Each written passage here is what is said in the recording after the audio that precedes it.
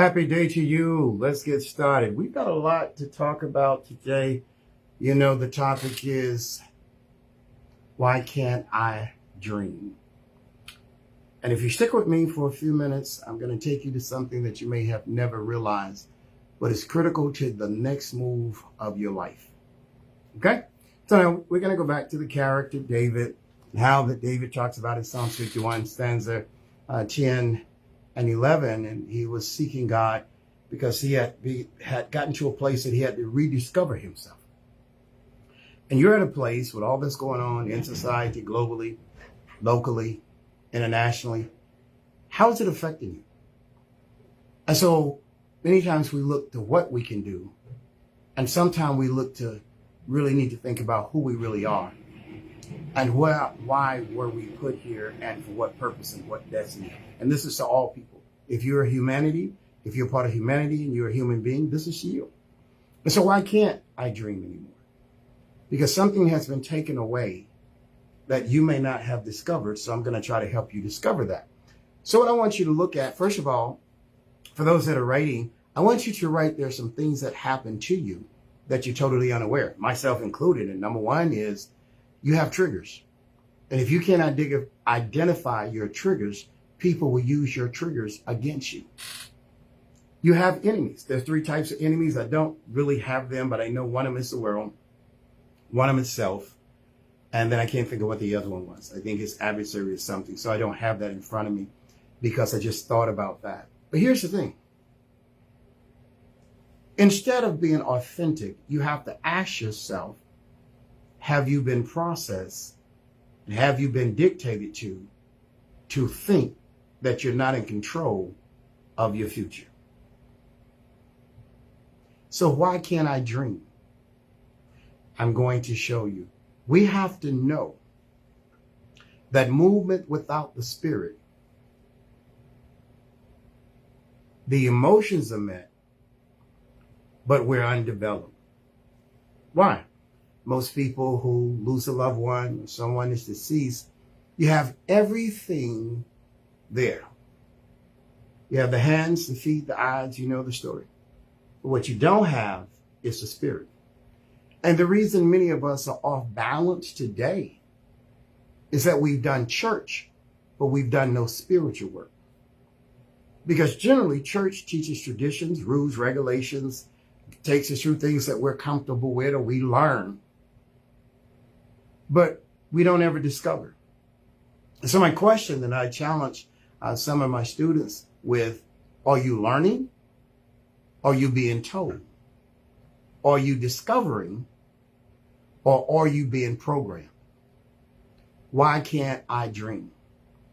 Because the people that can dream needs people to execute their dream so they can work on their vision and plan. Think about that one. You may have to play this one back in order to get it. See, because what you've got to realize, are you doing what everyone else wants out of you?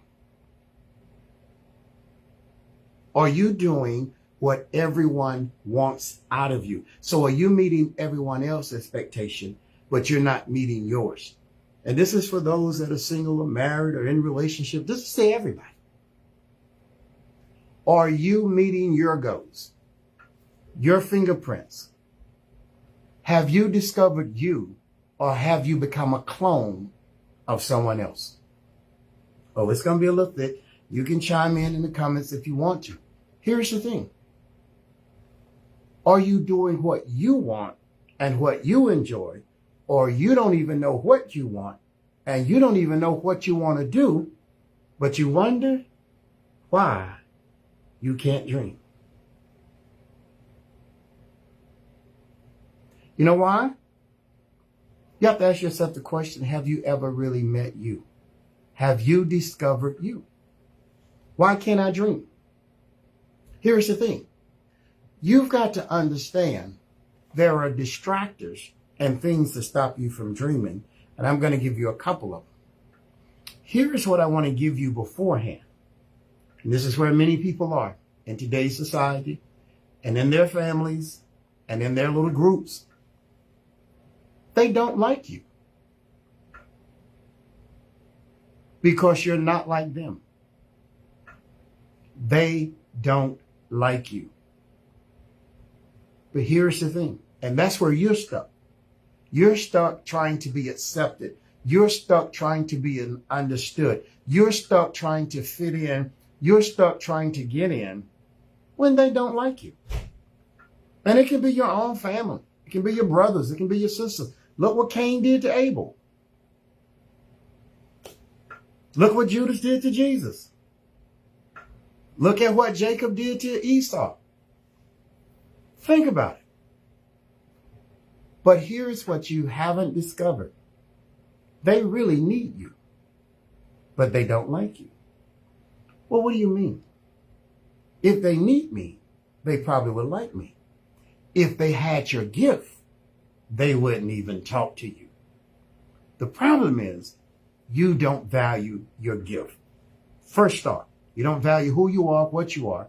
You don't value how you are. You don't value your strengths. You don't know your weaknesses. You don't know your pluses. You just kind of hitched to the wagon that's going that way. So you take a career because it worked for someone on the left. It worked for someone on the right. It worked for someone that was at the top. It worked for somebody at the bottom. So you just hitch your wagon to it. And so this is why when you get alone, you think you're lonely.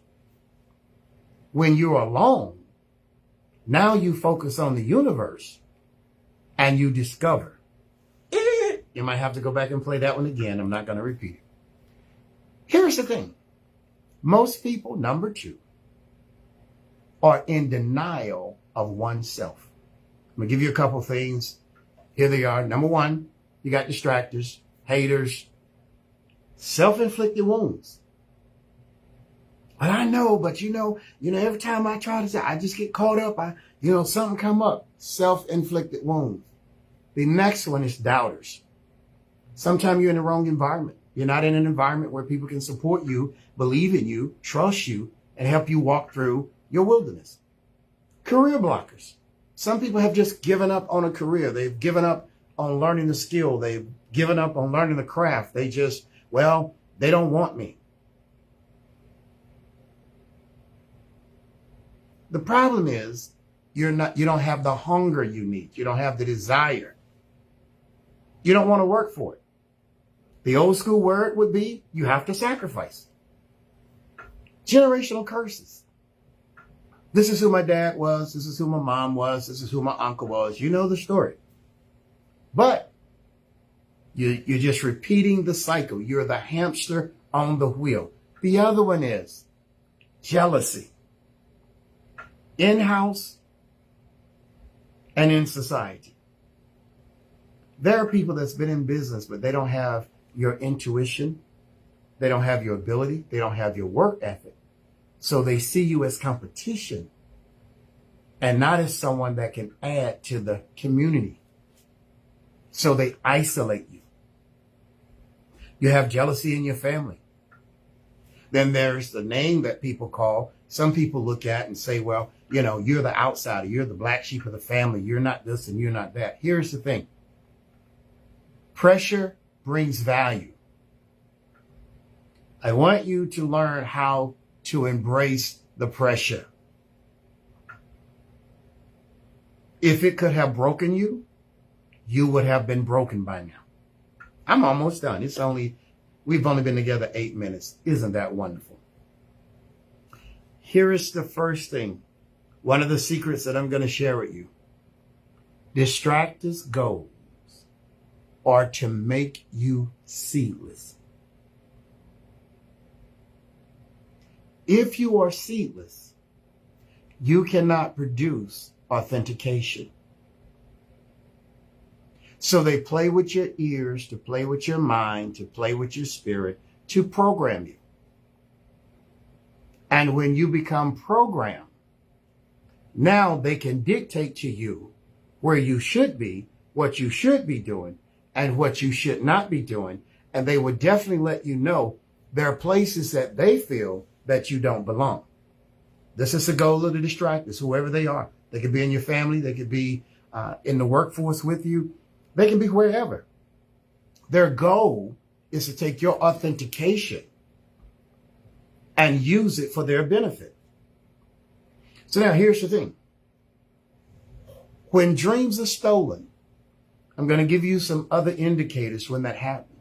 Number one is doubting who you are, is doubting who you belong to, is doubting what you're able to do, because you don't factor in the time, the labor, and the pressing forward.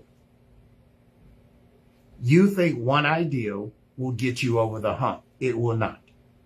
What does that mean? If you have the seed, now you can become impregnated with your vision, with your dream. Same thing David did. He had all the skills.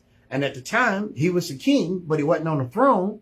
But at the same time, he was having issues from his past that was messing up his present, that was causing him to make bad decisions. And then thank God for Nathan, because Nathan had to come along and say, yo, dude, slow down. I know what you want to do, but you're doing it the wrong way. Sometimes your approach has to be altered because your information is good, but your technique is wrong. So, doubters. Number two, what most people do not get when they're starting out, male or female, you don't get support. Because your environment does not know how to support your seed. You have to get out of your comfort zone. Just like David did. He had to go talk to God. Now, you're the king. And you've got to go talk to God. So here's the sidebar. All leaders should have some sort of relationship with the source of life. Some kind. So the support that he needed was not in his circle. And so this takes a person out of their comfort zone, because now they have to go among people that they know nothing about.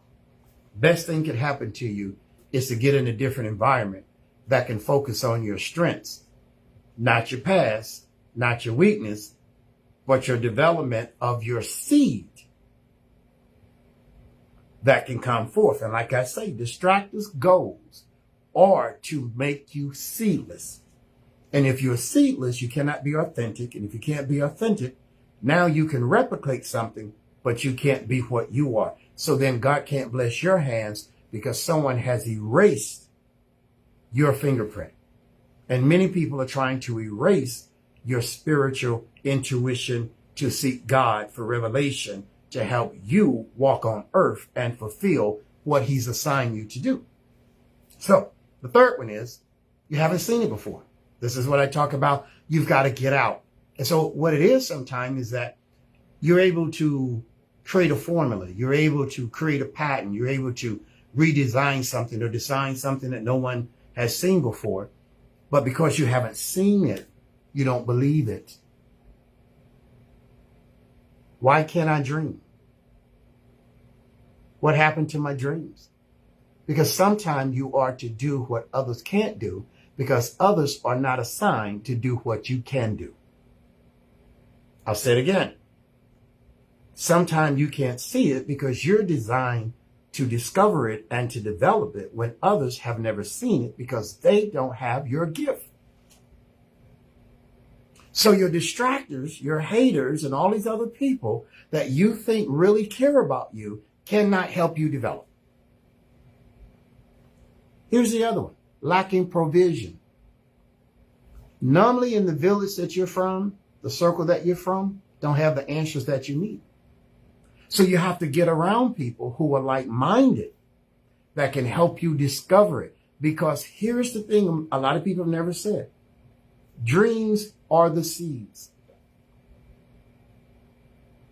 And if someone takes your dreams, they make you see less.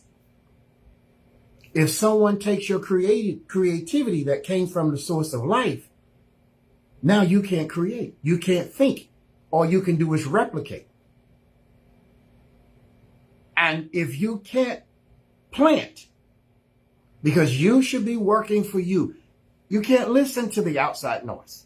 You can't say that there's no good people on earth. You can't say that there are people that will not help you. The problem is you're trying to look and get help in a small box. Your box is about 2 centimeters high and 2 milliliters wide. You have to get out of your comfort zone. You have to get among people where you can learn and discover, and they will help you find your value. Dreams are seeds. So if you spend no time with yourself, if you go to bed exhausted and you just pass out and do all that other stuff that happens while you sleep, your dreams couldn't even come to you because you didn't process your time to wind down. So now here's another one. God will provide and protect what he's invested in you. The question becomes, will you protect the dreams and turn them into a reality and not complain about the difficulty? And this is to me too. Man, let me tell you. Not complain about the difficulties, but see the bigger picture and see the goals that can be accomplished. So yes, what does it mean in lay terms? Yes, my sister. Yes, my brother. Yes, my friend. Yes, my colleague. You're going to have to walk through the mud. And sometimes that happens in the dark. God will protect you as you turn your dreams into a reality. So don't think he's ever absent from what's going on. The problem is we're hearing with our natural ear, but we're not listening with our spiritual intuition. And that has been a learning curve for me. The next one, talk with your children. Talk with your nieces and nephews about their dreams. Because your dreams have to come from somewhere. But if you are seedless, you don't know how powerful and the dreams of your past and your ancestors can have an effect on you today. I never knew that my grandfather had a brother that was an entrepreneur and was the first man in Clinton with a television. Even though he worked, he started his entrepreneurship early. If you don't know your history, it's very difficult to live in your presence. So talk to family. Don't talk about who you know. Talk about who do we not know. Listen, as I get ready to take you to the end, life is in the seeds. Most people are struggling because they're seedless. You are reproducing a synthetic, not authentic execution to your life. You are pleasing people, but not following the direction and the vision that God has given you. I need you to think about that. And this is something I heard, but I'll share it with you. Dreams and vision. Now watch this. Seek inspiration from the past.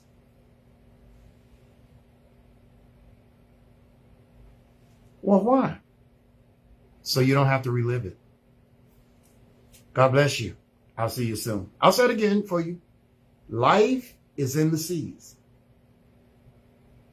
Dreams, vision, seek inspiration from the past, but not reliving it.